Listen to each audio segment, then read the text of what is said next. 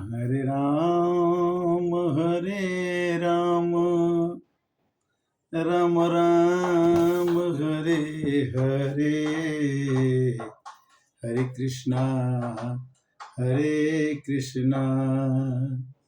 कृष्ण कृष्ण हरे हरे, हरे राम राम राम हरे हरे, हरे कृष्णा कृष्ण कृष्ण हरे हरे। आज रामचरितमानस के अंतर्गत मानस ज्ञान में हम वामन भगवान का बल और बलि का छल, भगवान का छल और वामन भगवान का बल, जो भी समझिए। भगवान वामन ने छल करके बाली का तपस्या जो यज्ञ कर रहे थे उसको उन्होंने भंग किया। कैसे? भगवान वामन जी का भी अवतार भगवान का अवतार है, अवतारों में से एक है। तो अदिति के पुत्र और कश्यप ऋषि के पुत्र भी माना जाएगा कि भगवान वामन जी ब्राह्मण के रूप में अदिति के गर्भ से प्रकट हुए, अवतार लिए। इसमें अवतार लेने का कारण क्या था कि शुक्राचार्य जी ने कहा राजा बलि से कि देखो बलि, तुम 100 यज्ञ कर लोगे तो तुम सत्य जीत हो जाओगे और तुम्हारा स्वर्ग पर आधिपत्य हो जाएगा। तो स्वर्ग पर आधिपत्य हो जाने के बाद राक्षसों का स्वर्ग पर विजय हो जाएगा, देवता वहां से, जैसे एक पक्ष रहता एक पक्ष नहीं रहता। तो 99 यज्ञ बलि ने कर लिया, एक यज्ञ बाकी था। नर्मदा नदी के किनारे यज्ञ हो रहा था। तो शुक्राचार्य जी ने कहा कि एक यज्ञ और खत्म हो जाएगा तो हो जाएगा। तब तक देवताओं की चिंता हो गई कि हम लोगों को स्वर्ग से हटा दिया जाएगा, हम लोगों की दुर्दशा होगी। तो उन्होंने बड़ी चिंता की। तो अदिति रानी ने कहा कि भाई कैसे होगा? तो कश्यप ऋषि ने कहा, जो अदिति जी के पति थे, कि अगर पयो व्रत करोगी तो इससे मनोकामना सिद्ध होने वाला व्रत है। पयो व्रत उन्होंने किया और पयो व्रत करने के बाद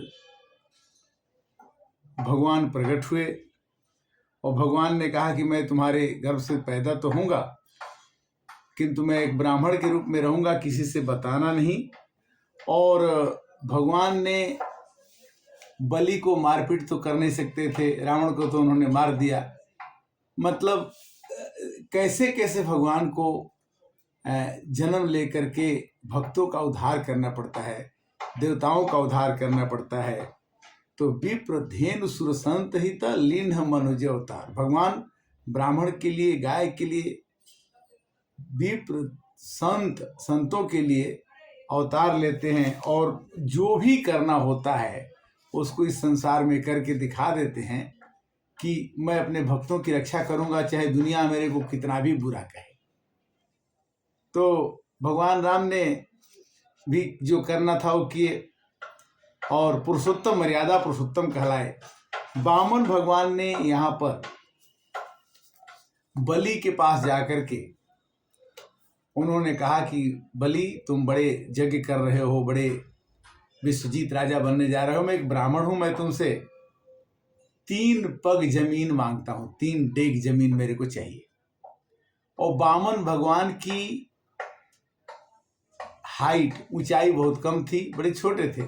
तो राजा ने कहा कि छोटे से हो, शादी उदी करा देता हूं किसी कन्या से, तुम ये जमीनों में इनके चक्कर में मत पड़ो। किंतु उनको भी अंदाजा हो गया था कि ये ब्राह्मण नहीं है, भगवान ही है। उनको देखने से ही, उनके आव भाव से ही पता चल गया कि जो भी मांगेंगे वो मैं दे दूंगा। बार बार मुनि जतन कराही, अंत राम मुख आवत नहीं। तो बलि ने कहा कि जिस भगवान के लिए दुनिया तरसती है वो मेरे घर पर आएंगे तो 100 यज्ञ करने की जरूरत नहीं, 99 के बाद भी मैं यज्ञ ही बंद कर दूंगा, यज्ञ आगे करूंगा ही नहीं। यज्ञ का विनाश तो करना ही नहीं है और यज्ञ ही नहीं करें। भगवान के जमीन मांगने पर उन्होंने बोला कि 3 पग हम जमीन आपको दे देंगे। तो इस तरह से 3 पग जमीन लेने के लिए भगवान ने तो कह दिया था कि निश्चरहीन करो मही। रामायण में चौपाई आती है कि निश्चरहीन करो मही, भुज उठाई प्रण कीन, सकल मुनिन के आश्रम ही, जाय जाय सुख दीन। भगवान ने कह दिया कि मैं निश्चर से हीन पृथ्वी को कर दूंगा। और बलि राजा थे और निश्चर कुल में पैदा हुए थे, इसलिए उनके निश्चर का गुण था। और उन्होंने घमंड था कि 3 वक्त बोले कि 3 बीघा 300 बीघा मांग लो, 3 का जगह के घमंड उनको बहुत हो गया था। भगवान कहते कि मेरा भोजन ही घमंड है, जो लोग घमंड करते हैं उसी को मैं खा जाता हूँ, चाहे भले को मेरे को कुछ भी कष्ट करना पड़े। जैसे नारद भगवान ने घमंड कर लिया कि मैं तो सबको जीत लिया, मैं तो बड़ा ऋषि हो गया, तो भगवान ने उनको ऐसा कर दिया कि नारी के लिए भगवान से रूप मांगने गए और भगवान को श्राप भी उनको देना पड़ा। भगवान ने उस श्राप को लेकर के भी कोई परेशानी नहीं, मतलब भगवान ने उससे कुछ उनको अंतर नहीं पड़ा। तो कहने का मतलब यह है कि 3 पग जमीन देने के लिए उन्होंने कह तो दिया कि मैं दे दूंगा। और शुक्राचार्य जो उनके राक्षसों के जो गुरु थे, उन्होंने कहा कि देखो बलि, ये विष्णु हैं, इनसे तुम बच के रहना, ये तुम्हें 3 पग में फंसा देंगे तो तुम हार जाओगे, इनसे जीत नहीं पाओगे। बलि ने कहा कि जब भगवान है, भगवान से हारने में जीतने में कोई परेशानी नहीं है और मैं इनको जो मांगेंगे मैं दूंगा। बलि ने कहा कि ठीक है, 3 पग जमीन। 2 पग में उन्होंने पूरी पृथ्वी नाप दी। तीसरे पग के लिए उन्होंने बोला कि तीसरा पग कहाँ रखूं। इतने विशाल काय रूप भगवान ने पकड़ लिया, विश्व रूप में आकर के और उनके सामने खड़े हो गए। तो बाद में बलि का बोले कि जो करना है कर लो। तो उन्होंने कहा कि तुम नरक में जाओगे, क्योंकि तुम ब्राह्मण को तुमने 3 पग जमीन देने के लिए कहा, 2 पग ही दिया, तो मैं तुमको बंधक बना रहा हूँ। उन्होंने बोला बंधक बना लीजिए। बंधक बनाने के बाद भेद तो खुल ही जाता है। बाद में पता लगा कि भगवान ही परीक्षा ले रहे हैं। तो बाद में बलि ने वामन भगवान की वंदना की कि हे प्रभु, आप मेरे को ज्ञान दिए, मैं इतना बड़ा प्रतापी राजा होकर के भी आदमी हमेशा मृत्यु के पंजे में फंसा हुआ है और ये अनित्य है, कब मर सकता है कोई पता नहीं चलता है, किंतु उसको लगता है कि हम सब कुछ पा लिए, मैं ही सब कुछ हूँ। इसको आपने मेरे को समझा दिया कि दुनिया में मैं सब कुछ नहीं हूँ, आपके बिना कुछ हो नहीं सकता है। तो बाद में उन्होंने अनुनय विनय किया तो भगवान ने कहा कि देखो वामन जी, बलि जी, आपके दादाजी का नाम था प्रहलाद और प्रहलाद जी के कुल में आप पैदा हुए हैं और उनको भी उनके पिता जो हिरण्यकश्यप ने कष्ट दिया तो हमें अवतार लेके मारना पड़ा, किंतु आपको मैं मारना नहीं, आपने तो केवल घमंड ही किया कि मैं सब कुछ कर सकता हूँ, विश्व विजयी बन सकता हूँ। तो आपको समझाने के लिए मैं आया हूँ और मैं आप समझा देता हूँ, किंतु आप मेरे से वरदान मांगो, क्योंकि मैंने आपसे छुपा करके कि मैं ब्राह्मण हूँ और आपसे भिक्षा मांगा, तो इसके लिए मैं आपसे आदेश देता हूँ कि आप वरदान मांगो। तो बलि राजा ने कहा कि ऐश्वर्य के कारण ही जीव की बुद्धि जड़ हो जाती है। ऐश्वर्य के कारण ही जीव की बुद्धि जड़ हो जाती है और इसी के कारण से आदमी अपने कई तरह की गलतियां कर बैठता है।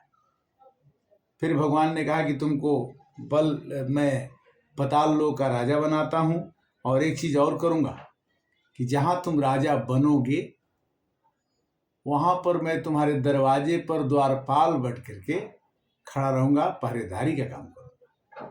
भगवान किसी का छल बल करते हैं तो उसके बस में हो जाते हैं। तो कहने का मतलब है कि भगवान ने 3 पग जमीन लेकर के बलि को छल से और 100वां जग नहीं करने दिया, इसलिए कि राक्षसों का स्वर्ग पर अधिपत्य न हो जाए। तो भगवान के बार बार अवतार की चर्चा जो होती है, हमेशा संसार में अच्छे लोगों का आगमन होता रहता है, आते जाते रहते हैं भगवान। और मनुष्य को जब भी समय मिले तो उसे भगवान की याचना, तपस्या, पूजा, ध्यान, अर्चन करते रहना चाहिए, क्योंकि भगवान का जन्म कर्म च मे दिव्यम। भगवान कहते हैं कि मेरा कर्म भी दिव्य है और मेरा जन्म भी दिव्य है। मैं जब चाहूं तब अवतार लेकर के और अपने भक्त की रक्षा के लिए, हमें कछुआ बनना पड़े, हमें मछली बनना पड़े, हमें बराह बनना पड़े, हमें कोई भी रूप में मैं आकर के मैं अपने भक्त की रक्षा करूंगा, चाहे इसके लिए मेरे को कोई निंदा करे, शिकायत करे, मैं उसकी परवाह नहीं करता। और भगवान सबके लिए है, भगवान के लिए सब कुछ देय है, अदेय कुछ भी नहीं है। इसीलिए रामायण की चौपाई आती है कि सो तुम जानहु अंतर्जामी हर पूर्व मोर मनोरथ स्वामी। वहां पर प्रहलाद जी आते हैं स्वर्ग से। प्रहलाद जी हजारों वर्ष तक राज करने के बाद फिर स्वर्ग से उतर के आए। अब बलि के बारे में कहा कि ये मेरा नाती है, तो इसको आप इसको ज्ञान दे दिए, समझा दिए, हमको बड़ा अच्छा लगा। और प्रभु आप जब तक हैं पृथ्वी पर हम जैसे भक्तों का कल्याण होता रहेगा। इस तरह से आज की वामन भगवान का अवतार देवताओं को स्वर्ग राक्षस छीन न लें, उसके लिए वामन भगवान का अवतार। कुछ दिनों से हम भगवान के अवतार की चर्चा आपके साथ कर रहे हैं। मानस ज्ञान के अंतर्गत ये एपिसोड नंबर है 182 182। और राम कथा सुंदरकर तारी, संशय विहंग उड़ावन हारी। राम कथा के तेय अधिकारी, जिनको सतसंगति अति प्यारी। राम के कथा का अधिकारी वही है जो सतसंगति करता है। ये तो बड़े भाग्य की बात है कि इस असार संसार में हम आपसे भगवान ही समय मेरे को दे देते हैं, जिससे कि 1 दिन 2 दिन में हम कथा का विषय मिल जाता है और आपसे चर्चा हो जाती है। अगली कथा कपिल देव भगवान का जन्म कैसे हुआ, उन्होंने अपनी माता को कैसे उपदेश दिया, क्या उपदेश दिया। और ये सब कथाओं का चित्रण तो हम रोज सुनते ही हैं, कभी भागवत के द्वारा, कभी यूट्यूब के द्वारा, कभी कथा वाचकों के द्वारा। तो भाव कुभाव अलखया लसहूं, नाम जपत मंगल दिशि दसहूं। अगर आप भाव से सुने भगवान का नाम या कुभाव से सुने, आपका हर एक बार मंगल होगा, इसमें कोई दो राय नहीं है। जैसे हम किसी भी चीज को, अच्छे चीज को बार बार राम के नाम सदा मिसरी, उठत बैठत ना बिसरी। राम की कथा को भजन गा के कर लो, कथा सुन के कर लो, कथा देख के कर लो। मैंने किसी न किसी रूप में अच्छे चीज का ग्रहण करना मनुष्य के जीवन का ध्येय है। हमारा यह तन जो है, यह तन विष की बेलरी गुरु अमृत की खान। जो आदमी ज्ञान को, प्रकाश को, कथा को पहचानने देने में प्रयास करता है, जुटाने में प्रयास करता है, वो समाज के लिए एक काम करने की धारा में, धारा और राधा, राधा नाम हमने राधे राधे, जब मथुरा जाते हैं, वृंदावन जाते हैं, तो कोई कहता है राधे राधे राधे राधे। राधे राधे का मतलब कि धारा धारा, राधा राधा।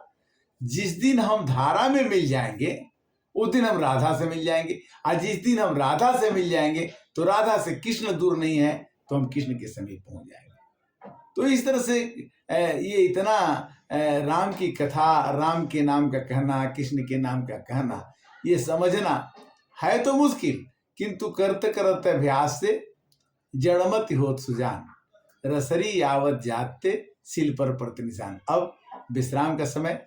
हरे कृष्णा कृष्णा कृष्णा हरे हरे, हरे रामा राम राम हरे हरे। ओम शांति।